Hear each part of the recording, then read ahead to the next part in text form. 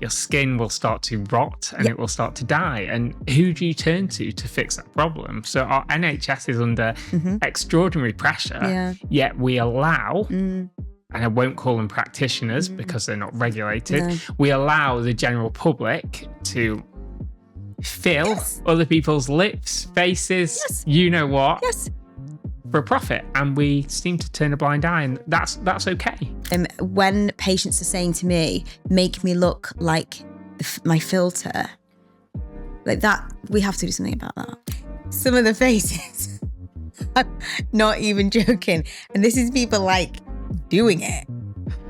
Like somebody's put a comedy AI filter on their face, and it's kind of like an example of the worst surgery you can get. The cheeks. I could teach you tomorrow how to inject Botox, and there would be nothing and nobody on God's green earth that could stop you. Which is scary. How scary is that?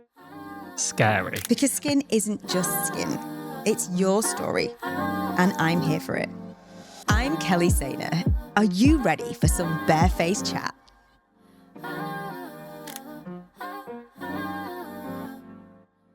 Jake, thank you so much for joining me today. You're very welcome. Let me tell the people that are listening who you are and why I wanted you on as my guest. Fantastic. So today's guest isn't your typical aesthetics voice, and that's exactly why I wanted him on Barefaced Chat. Jake Sampson is 35, a computer programmer from Macclesfield, recently self-employed, and someone who has been deeply involved in his mum's confidence journey. In fact, he and his sister gifted her a full face rejuvenation, and he came along to support her through it. But what started as a thoughtful gesture turned into one of the most eye-opening conversations. It really did. It was. It was, wasn't it? That I had about ethics, over-treatment, and the lack of regulation. And your passion, actually, is what drives me. But Jake isn't just observant. He's got questions, and the kind we should all be asking. We're talking about beauty standards that we put on women, what it's like navigating this world as a young mixed race man, and why some of his friends might have gone a bit too far in chasing that Instagram glow. So, Jake, welcome to Barefaced Chat. Thank you for having me. Thank you for coming. Well, I mean, I think what we talk about is easy, effortless. You are the most beautifully spoken, eloquent chap that I have had the pleasure of meeting, and for just a few times. Thank you very much. And we genuinely had like a vibe, and I felt like I needed to hear more about what you were saying because you got it. But you said to me just before when you arrived in the studio, you said to me that actually you've worked at Boots. Tell me about that. So I did a decade in retail health and beauty. Right. And that exposes you to small brands, big brands, customers with questions, skincare queries, a whole plethora of things. Yeah. And that is eye-opening because it gives you your real finger on the pulse of what the general public look for in terms of beauty. You would randomly get some aesthetic-related questions, and you get to know more than anything else, women's concerns. Wow. So what the average woman kind of is coming in to look to treat. And that gave me such a useful insight combined with my own passion for feeling good in an ethical way. Yeah. So that was kind of my background for 10 years. Wow. I mean, what a privileged position to be in that you can see that. Definitely. You know? See things that the general public would be surprised by. Yeah. Some things made you sad, actually, because confidence, self-esteem, especially towards a younger generation, and that tying in with mental health is a real problem. And I think has been for a significant period of time. COVID came and things got worse. So what we did see in that is we saw the lipstick effect where lipstick sales boomed because it was the only thing women could kind of have, and mascara that kind of to treat themselves while you weren't able to go out and we had lockdowns. So it was interesting to see how people's perception of skincare changed and how beauty was still alive and well, even in times of Wow. difficulty. You know, it's really interesting that you talk about COVID and an interesting time because of the lockdowns, the opening, the closes. Definitely. The whole propaganda that we were being fed. You know, the media were telling us that we could, if we went outside, we were going to die at any moment. Pretty much. You know, cross the road, don't speak to anyone. Oh my gosh, you know. And there was this rise of the Zoom boom. I don't know if you've heard about this. There certainly was. Did you? Yeah, I did. So when we were able to open back up again, people that had never looked at themselves down a Zoom lens were seeing these saggy faces. Yeah, I think the exposure to all, especially in a work context, the exposure to all of your colleagues, people could kind of see the effect of COVID. So how have you kind of came out of that? Yeah. You know, have you been able to look after yourself in difficult circumstances? Yeah. Gyms were closed, places that people would go to work on themselves were closed. So many places like aesthetics practitioners had restrictions put on them. Yeah. So kind of how do you keep yourself looking and feeling beautiful when actually everything's shut down? I am already loving this conversation. I cannot wait to keep talking to you because I'm already like so excited. So talking on that then, do you think that you saw, or did we all see, I think people felt like they were doing more at home. Do you remember, like when, because there was supplementation when massive. Definitely. I think there are two ways of looking at it. So, especially for people that were furloughed, that time that you had to yourself could have gone two ways. It could have helped you improve yourself. So you had that time to really take a moment, take a breath, be able, obviously, if you had a garden, to get outside and do some exercise, do things that were good for you. Absolutely. However, there was also a part where people felt a bit trapped and there wasn't that opportunity. And depending on your personality type, for some people that was catastrophic. Absolutely. So I think some people benefited and others really did suffer. And I think it all went down to the welfare of you. So how do you look after yourself in difficult times? That's a really interesting one because I heard so many stories like you're saying about the catastrophic, that word, like people were like taking their own lives and things, which was just horrendous. It was Nikki Graham off Big Brother, took her own life. People struggled with, like, the gyms were entirely restricted for a really extended period of time. And I think people's free liberty was restricted in such a way that actually, for a lot of people, we didn't consider what is the impact of that. I completely agree. And I think we did people a disservice because of that. Whilst the likes of the wonderful Joe Wicks was doing his morning routine and like Mr. Motivator of our time. You may not remember him. I certainly do. You do? Yeah, do you I do. But, you know, those people were trying to take responsibility and empower people to do things at home. Let me tell you a story that wasn't so great. A patient, well, I say in the very loosest of terms, because I take my patients very seriously and they know that. Somebody in the public, the consumer, bought a dermal filler online, injected her lips herself. She was that desperate, caused a vascular occlusion. And then, of course, because we were all online, we'd seen this. She tried to reach out to a practitioner. This practitioner had to illegally go and dissolve it and save this girl's lips. Before necrosis sets in. And the lips die and fall off your face. Where does the responsibility lie? And that links to the industry as a whole. Isn't it just?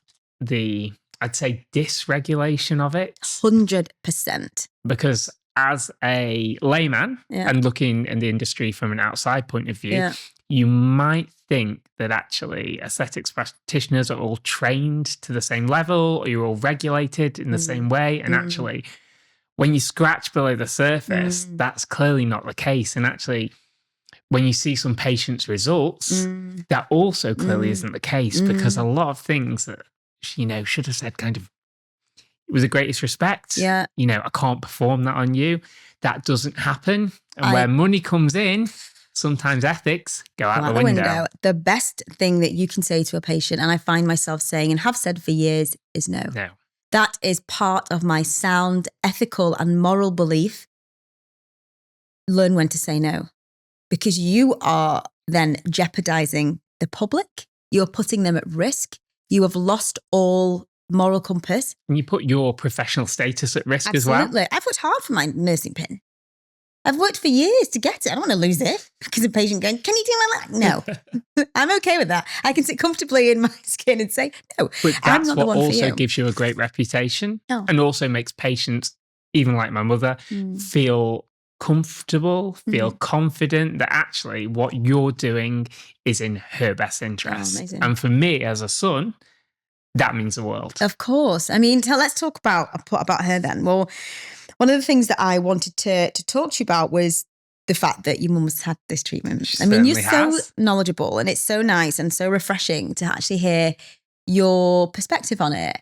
And I'm assuming that you haven't had any treatments. You don't look like you've None had any at all. treatments. You look amazingly fresh. Thank you very much. You don't look like you've had anything done. For the better, your skin is amazing. It's in really good Thank quality. you. And like, do you look after it anyway? I look after it. So obviously I use SPF 50 every single That's day. all. Make sure I moisturize, make sure we do it. Treatments that are appropriate to my skin and my skin type. And I'm always make sure not to overdo it. Interesting. So if I use things like AHA, BHA or peels, I'm keeping it, as minimal as I can do. You're not just a layperson, I feel. I'm a secret insider. You're a secret Industry insider. I was insider. going to say, hang on a minute. This isn't you lays way too. It's not strong enough for you. So, what made you and your sister decide to gift? Say, you know what?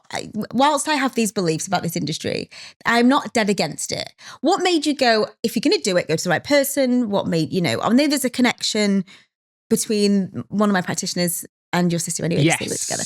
But what made you say, okay, go, you need fillers? I think the first thing for us was, what did my mum want? Okay. So what is it that she wanted? It's something that she's wanted for a long period of time, but she was a bit nervous, quite anxious about it. And I think that's because you sometimes see things or you see people out and about and you think, if this goes wrong, A, it's an investment of time. B, it's an investment of money. And C, it's my face. Oh, absolutely. So what should be that dream experience could turn into a nightmare really quickly. Yeah. And for me and my sister, we needed to make sure that absolutely that doesn't happen. The pressure. Indeed. So first stop was definitely taking a look at somewhere where the practitioners are regulated. Okay. So that was number one. And that's what I'd advise to any single person, that if you're going to have somebody injecting things into your body, they need to be regulated. Oh, so true. As Thank a you. minimum. Yeah. And from there, we kind of worked with yourself to see what's right for her and what can bring out her beauty in the most natural and minimally invasive way. So true. And you worked your magic. Oh. And my sister said, at my mum's surgery, when you held up the mirror, that's the first time in years that she has ever smiled like that. Don't ask me to feel really emotional. In years. Wow. So that is the power and the transformative kind of nature of aesthetics done responsibly, ethically, and well. Oh my God. Done. Mic drop. Wow. That's so powerful and explains everything I do in about 30 seconds. Because that is what I've been wanting, and the feeling, and to have a family member, that is it should be undetectable, and it should be like, well, you don't, nobody, when I speak to my patients, I always say, who are you doing it for? Yes. For you, for somebody else. And she was absolutely for her. But to have the support is huge. There's a real cohort of my patients that don't tell their husbands, their friends. So that recommendation thing, that's not really a thing in my clinic because people want to keep it secret. They want to grow old gracefully. I definitely see the appeal in that. I think having the support there is really good. And from a practitioner's point of view, it probably, for those which aren't as ethical, it probably actually is a bit of pressure on them having someone else there and inside the appointment. It is. But I definitely think for my mum, it was having somewhere that she trusted to get it right. Amazing. And like you said, you don't want people saying, oh, what have you had done? Yeah. And nobody has said that to her mum. Oh, she my just looks goodness. great. That's amazing because it was And quite a it's an transformation. enhancement of natural beauty, despite being a big transformation. Yeah, that's true. And I think that there's a real fine line, isn't there? And especially, she still had to look like your mum. Yes. And you're absolutely right. You just touched there on the pressure of having somebody in the clinics. Well, you can imagine. We've had a rule which, like, when people come in and say, can I bring my friend in? We quite often say no. No. We don't want friend over the shoulder. Yeah. You know, narrating the appointment. Yeah. Oh, look at that. Looks different. You know, it's a lot. Or they say how much they've had or whatever. So we make it a rule, actually, that they don't actually come in. But because you and your sister were so supportive and realistic and were on my page, it was really important to bring you in because she needed that as well. Yes, I think she was definitely anxious about the treatment. And I think that's just part of her personality. Yeah. But we were kind of there as that silent support because we wouldn't want to interfere with your professional practice. Yeah. But it's interesting from my point of view kind of to see what happens. And the whole procedure. It is. It's fascinating that when it works well, it works wonders. Yeah, thank you. That is exactly, you know, where I sit and my belief around fillers and understanding the different types. And it goes beyond like what you see in the treatment. You know, there's so many different filler types out there, so many different viscosities. And I was talking about this. We did have a good conversation. We did. And I hope that, you know, my consultations are a bit different than maybe like the other clinics. Yes. Because I want my patients to feel empowered that they know exactly what they're having. The amount of patients when I'll say, what filler did you have? They're like, I don't know. And I did go to a practitioner, not myself, with a friend who had Botox. And I kind of sat there and I was like, there were so many unanswered questions that I don't know. My friend doesn't know. And kind of like the procedure was kind of done really quickly. And I was kind of like, this is odd. Lo and behold, a couple of weeks later, you know, we got a bit of the droopy going on. But sometimes you do get what you pay for, and you have to do your research. I'm telling you, buy cheap, buy twice. You certainly do. Somebody said that to me, and I was like, I love that one. Or buy cheap and have to rectify it. Exactly. You know, that's there's been a really big influx actually in that. Buy cheap and rectify it, because in some practices, as you know, let's talk about regulation again before we go. I've got so much to talk to you about. This like race to the bottom because anybody can do it. And I literally, Jake, as you know, I could teach you tomorrow how to inject Botox and there would be nothing and nobody on God's green earth that could stop you. Which is scary. How scary is that? Scary. I think what I have seen over the last couple of years, which appalled me, was a fillers and fizz party.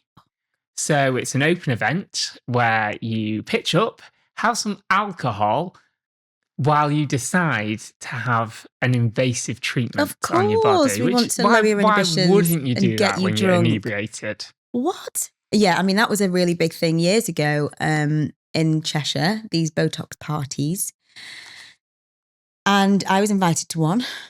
Full transparency, full disclosure. I rocked up. I was going to do treatment and I realised that there was alcohol involved. So I said no. And all hell broke loose.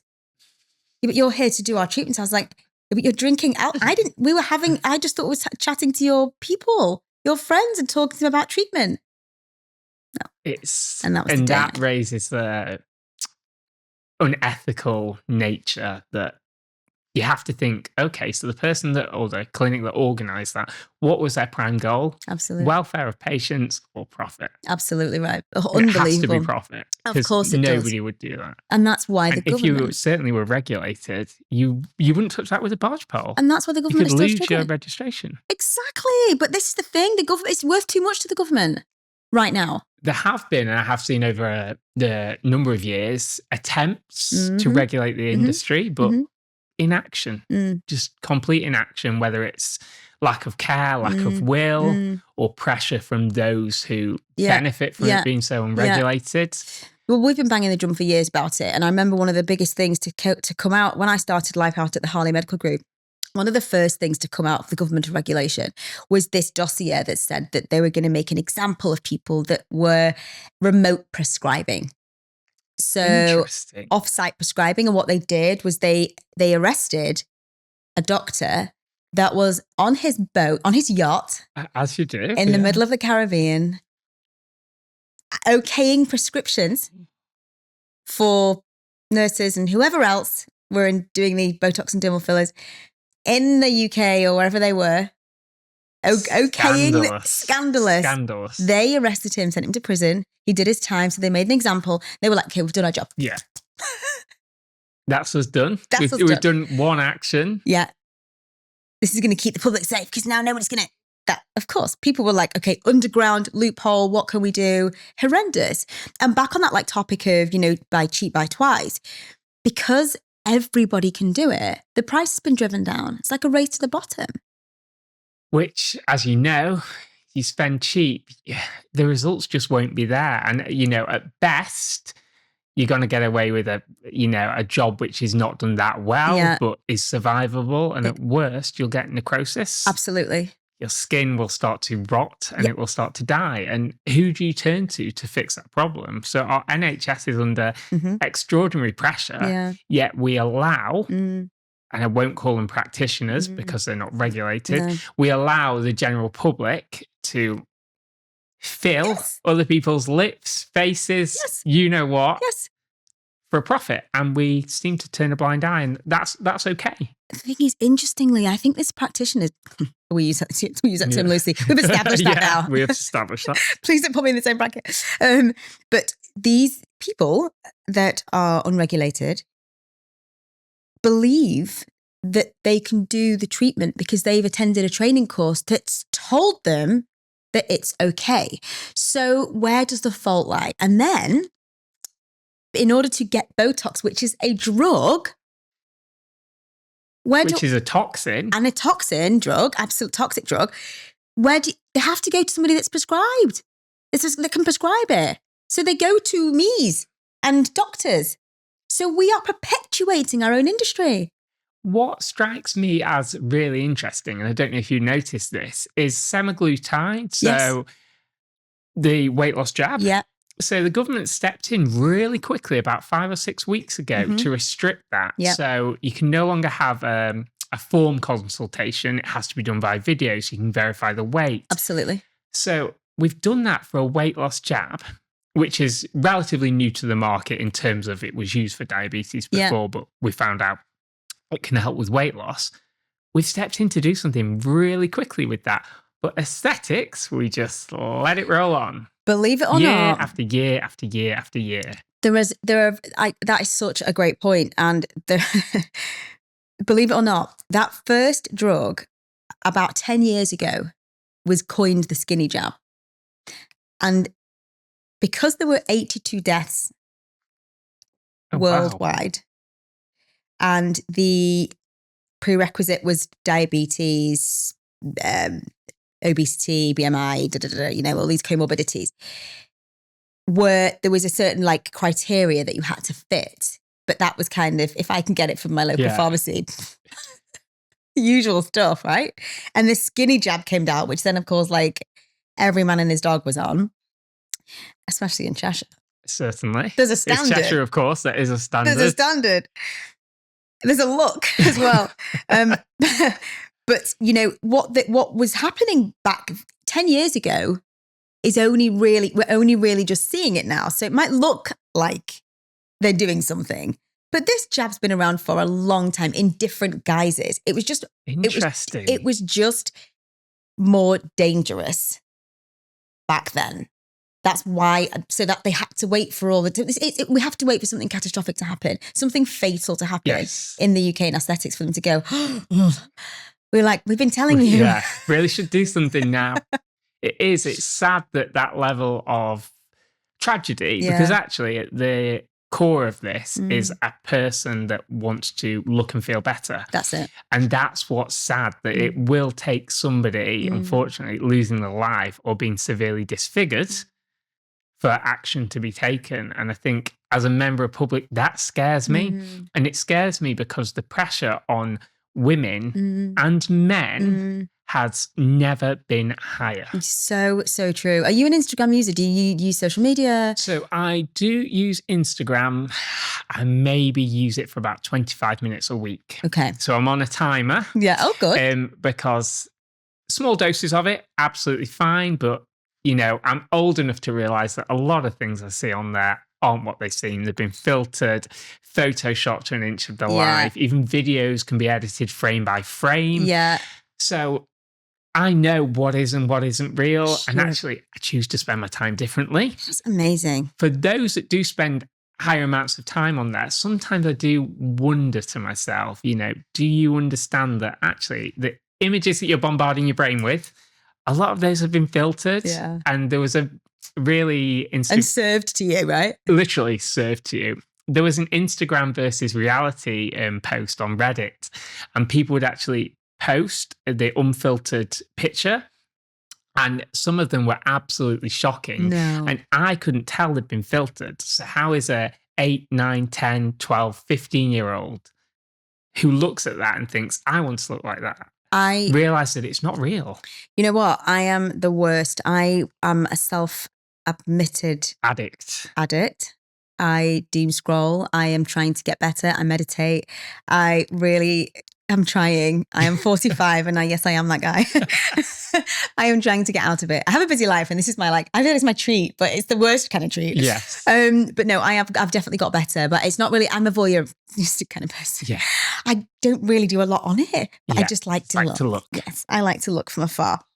But I think that when patients are saying to me, make me look like my filter, like that, we have to do something about that. It's crazy, it's scary, it's upsetting. I think what gets me is people don't realise their natural beauty, and you have to love yourself first. And of course, people want tweaks and adjustments, but it's getting that base of reality really nailed down. And I feel, how do we do that when the younger generation are brought up on ideals that just aren't realistic? They are not realistic. They're not attainable. They're not true. And we're seeing a rise, aren't we? Like with Love Island and stuff, this reality of people just actually taking their own lives because of that as well, because of the pressures of Insta, let alone treatments.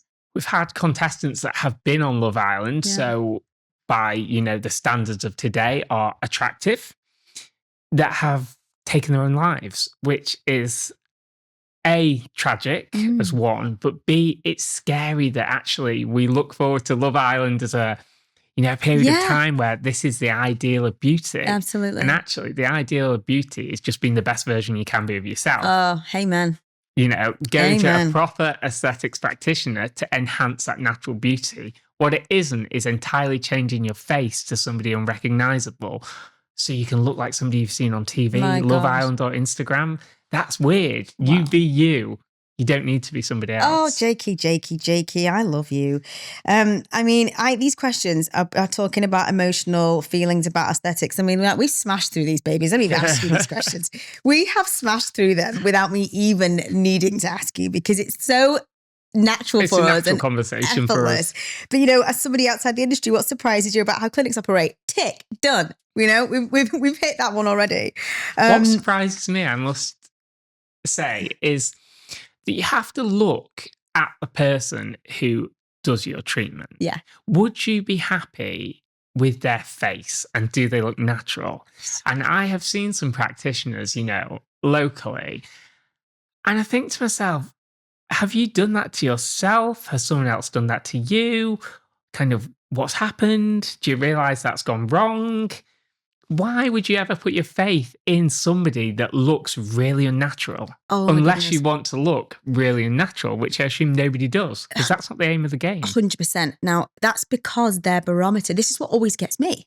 I'm like, I've not gone too far, have I? Because I just have a bit of Botox, peels, bit of RF when I can. It's like a busman's holiday for me. When I've done my day, I'm out. I want to go home. I don't want to sit and it really is like a busman's holiday. But generally and genuinely, I don't actually think I need it.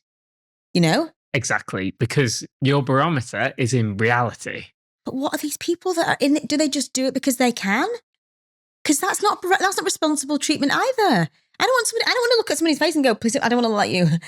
Like you say, I don't want to look like you. But that's what's scary. People choose to go to practitioners that look in the kindest terms, like something's gone wrong. Yes, I completely agree.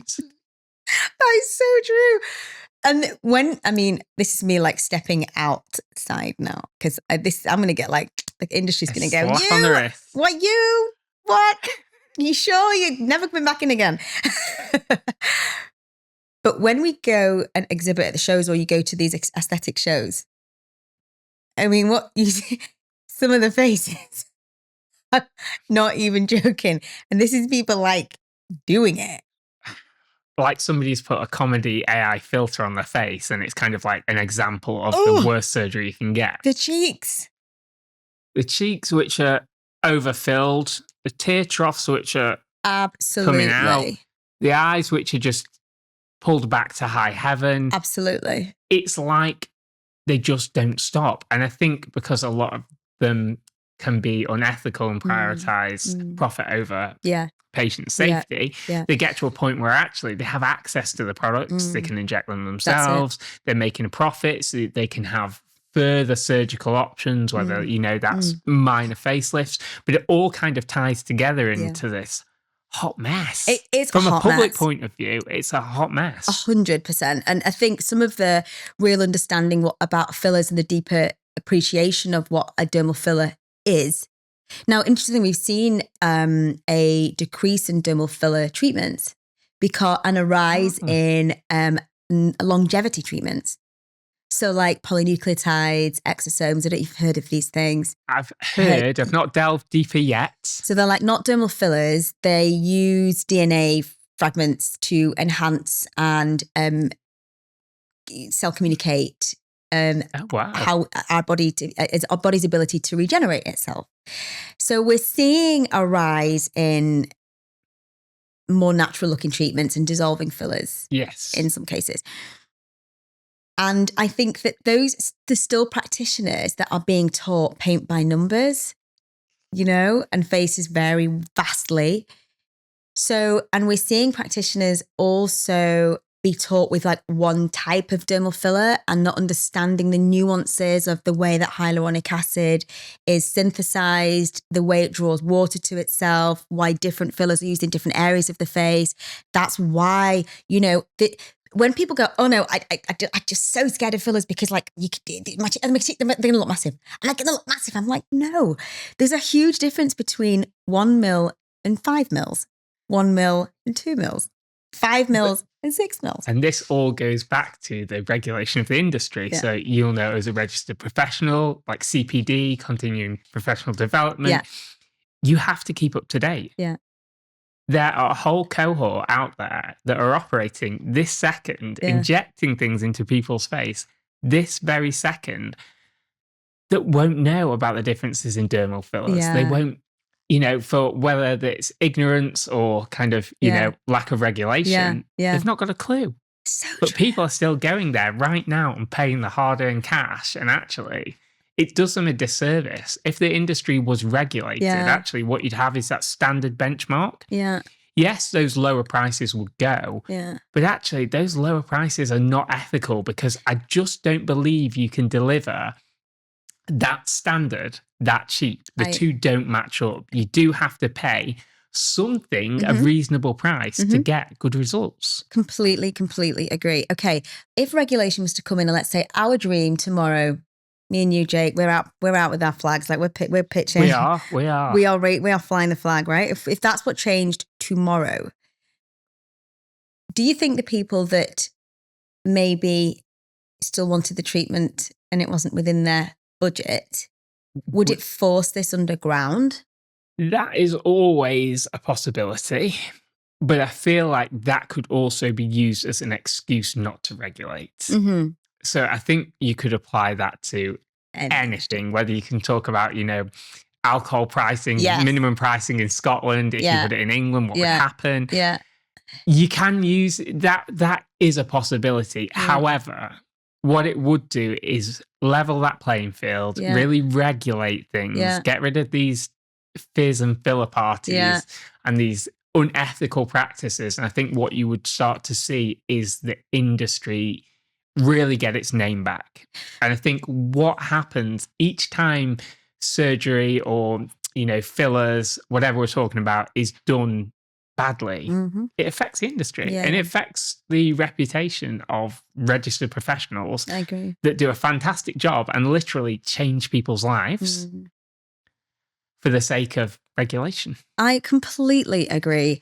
And whilst maybe because I'm a bit too long in the tooth and I've been banging the drum, and I even had a magazine. I wrote the first magazine with a colleague of mine about 15 years ago, maybe longer, 16, 17 years ago. And it was the first magazine written for consumers to demystify the industry and to give the honest truth. And Living TV came. We were contacted by Condé Nast. It was amazing. It did so well. Personal reasons took it into a different direction. But I have been banging the drum for a long time. And whilst I love this idea and hope we can get there, I don't know whether that is, we will have this slightly dystopian view and look at this industry for some time. You mentioned the word dark before. I think we are further off than we think. I'd like to hope we were closer, but I don't think we are. But still, I love your positivity around it. I think from again, a layperson, somebody outside the industry's point of view, there is a lot of improvement to be done. Like a lot. I think, if we need to get to a 10, we're probably at a 1. Because there is no regulation. And I think regulate it. Yeah. And then from there, I think things will improve. And we regulate dentistry. Yeah. We regulate medical professionals. Yes. Why would we not regulate this? Because it is almost a form of medicine. You're injecting something into somebody's body. Thank God there's you out there, because that's what I feel like. So we've talked a little bit around, I love the freedom of how we've been able to speak here. It's been so enlightening and so bloody refreshing talking to what you deem as a layperson. I don't think he's a layperson. He's very educated. But let's just bring it back. I really want to talk to you about, we've done loads of this. Like, we've already talked through loads of it because it's been so easy. But let's talk a bit about identity. Yes. And representation. Now, obviously, I'm like, I don't know if you know my backstory, but my parents are white. Okay. Did I tell you about this? No. Okay. So I was adopted when I was a baby in Jamaica. My dad's Northern Irish. My mum's from Derbyshire. And I am the whitest black girl you'll ever meet. They brought me and my sister over. They lived in Jamaica for a few years with my dad's job. They were there for about 6 years, became a big part of the community, adopted my sister 4 years later, came back to Stockport, moved to Congleton. Again, the whitest place in the world. No offense to Congletonians. Love you, Congleton. Big up. The Congo. Sounds weird. But tell me about, so my experiences might align with yours, but as a mixed race guy, how do you feel? And you mentioned, because you had your experience at Boots. Yes. And we've done we did a short film. In fact, Sam and I were part of it. We produced it together. Hello to my gorgeous producer over there.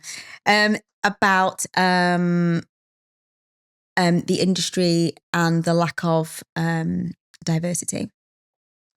How do you feel that it represents you? So from beauty, from makeup, from hair, or does it not? So from my point of view, it doesn't represent me. I feel like what we have is token diversity at the moment. That's interesting. So we'll kind of need to make sure that we're seen to be seen to be diverse. So, you know, Black History Month will come out. So we might change the banner on our website. And, you know, I feel like it's not genuine. I feel like we need to have a deeper conversation, especially about identity in this country for many different identities. And I think identities are under crisis, and not just the Black identity. I definitely think white as well is under significant pressure and crisis. And I think it's a very deep conversation where I think corporations run the narrative. So big corporations definitely run what it is like to be beautiful. Got you. What it should be to be a Black man. Yeah. What it should be to be a Black woman. Yeah. What it should be to be a white woman. Yeah. These ideals and standards for years and years and years, decades, have been run by big corporations. And I believe that they still do that. Yeah. Do we get some tokenism of maybe a Black person on an advert where you wouldn't expect them to be?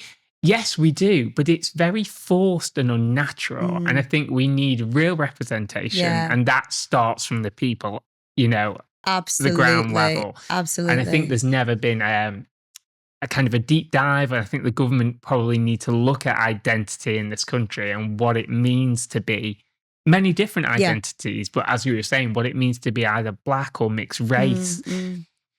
It's just like it's a melting pot of kind of different thoughts, strands and ideas. In the film, I'd love you to watch the film and then come back on again so we can talk about it. I think it'll really resonate with you.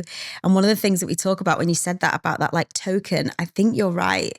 To touch upon like big corporation brand ideas. And I remember talking about Converse.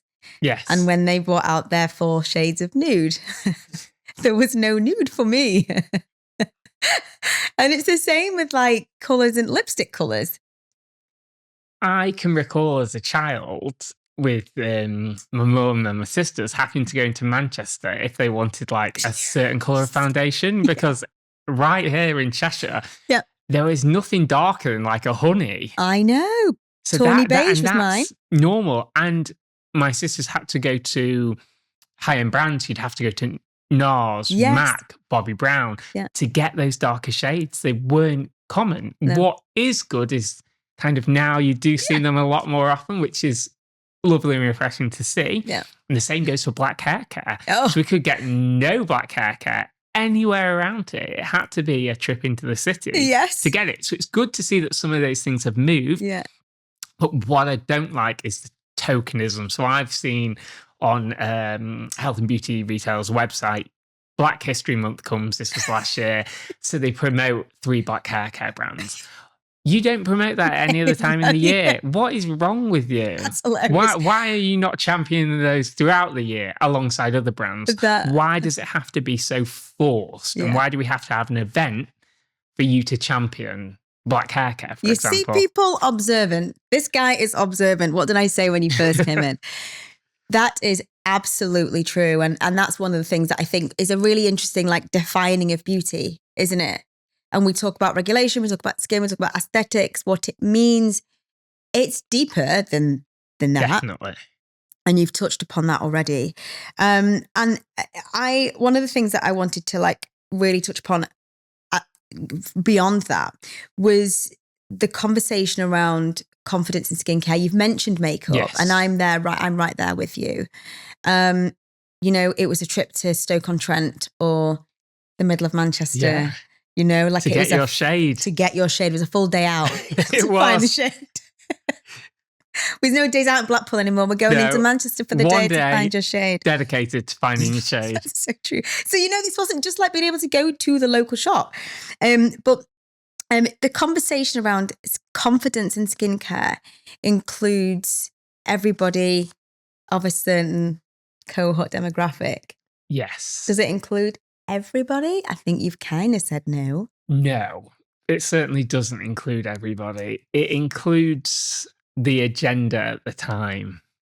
So when we have events such as Black Lives Matter, a moment in time, suddenly all these brands want black.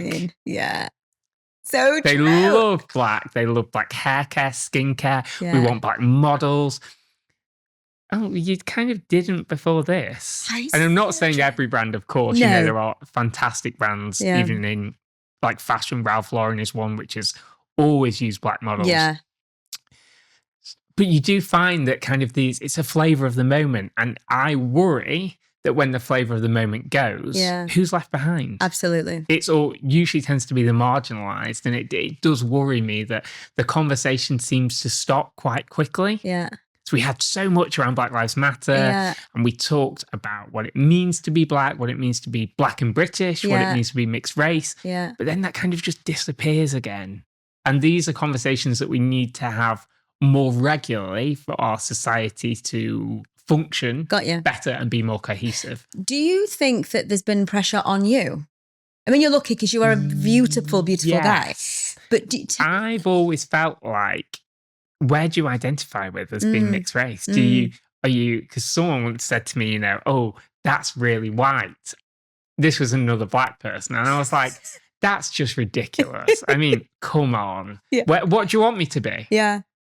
I'm mixed race. Yeah. And regardless of your race or colour, you identify who, you know, you do you. 100%. But I definitely think that is that pressure. Okay. I assume there still is on the younger generation below me. Yeah. It's always been there. And again, this is through lack of conversation about what it means to be black, what it means to be white, what it means to be mixed race. What do all these things mean and how do we mesh together and function as a good society? Because actually, when we do that, we do it very, very well. 100%. But we just don't do it enough. So as a man, I mean, you've told me you're skin conscious. Like, what's your peers, like around you? The pressure is on. The pressure is certainly on. I think when I was younger, the pressure on women and girls was extraordinarily high, and it still is, but the pressure on men was less. Mm-hmm. Now, when for example, I went to the gym this morning, the guys, they've got the tan on, you know, the muscles need to be out here. It's body dysmorphia 101 on crack. Yeah. But that is due to the pressure, which again, social media, Love Island perpetuates. Yeah. So for men now have a very hard time. As hard as women? No. In my personal view, women still have it harder in terms of how they look. You know, society expects women to wear makeup, to have done the hair in a certain way. However, men do have a significant problem because in the past, men talking about their mental health or how they look has been stigmatized. So that creates a chasm which can cause big problems. And that's when mental health and how we look kind of collide. And when they collide in the wrong way, it can be catastrophic. Oh, gosh. Like, I swear, I'm like, what? Listening to you forever. Like, amazing. Let me ask you one quick fire kind of thing. And this is a really interesting one. If there was one treatment in the world, okay, all right, what would you try and why? For me, it's easy, and that would be Botox, because done correctly, it's safe, it's effective, and if I could use it for a preventative nature, then happy days. Because for me, it's about minimal. Always doing the minimum that you can. And for me, I am 35. I do look at other 35-year-old skin and think, you know what? I'm doing quite well. You're doing amazing. I am doing quite well. However, when you start to see a change in skin laxity and fine lines occurring, again, I need to up my skincare routine to match that. But if I was to have something, it would just be something as simple as Botox. Well, thank you for being so honest. I could literally talk to you all day. Thank you. Literally talk to you all day. Isn't he amazing? Like, what a guest. I mean, will you come back on? I certainly will. I just want, there's been no stone unturned. We've talked everything from... We have covered industry, regulation, social media, race, pressure, mental health, race, diversity. We could talk forever. Please let me send you the link to the film. I'd love to hear your views on it. But I'd love to have you on again. Yeah, anytime. Jake, thank you so much. Thank you so much for taking the time to talk to me. Amazing. You're amazing. Yeah. Thank you. Thank you. That's it for today's Barefaced Chat. Thank you so much for listening. If you've loved this conversation, make sure you follow, rate, and share. It really helps more people find us and join the conversation. I'll be back next week with another honest, unfiltered chat. Because skin isn't just skin. It's your story, and I'm here for it.